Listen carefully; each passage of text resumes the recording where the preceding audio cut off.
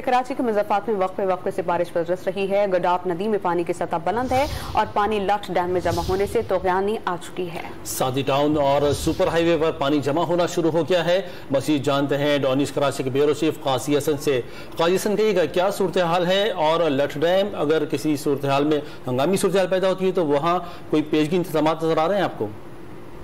जी, जो कराची के मुजफ्फराबाद में जो वक्फे से जो बारिश का सिलसिला जारी है उसकी वजह से गडाफ नदी में जो लठ डैम है वहाँ पानी जमा हो गया और वो ओवरफ्लो होने के बाद जो है वो सादी टाउन और सुपर हाईवे के रोड जो है वो क्रॉस कर दिया है और इसकी वजह से जो है खासतौर पे सादी टाउन में जो लोग जो कुछ खौफ भी महसूस कर रहे हैं कि वो माजी में पहले भी जो एक डैम था ठड्डू डैम, वो टूटने की वजह से वहाँ बड़ी खतरनाक सूरत हाल हुई थी। ताहम अभी जो ठड्डू डैम है उसकी सूरत हाल तो नॉर्मल है, लेकिन जो लठ डैम में पानी ओवरफ्लो होने की वजह से जो है पानी बाहर आ गया और वो सुपर हाईवे रोड क्रॉस करके जो है शादी टाउन में भी दाखिल हुआ है। ठीक, बहुत शुक्रिया आपका काजी हसन तफसील साझा करने के लिए।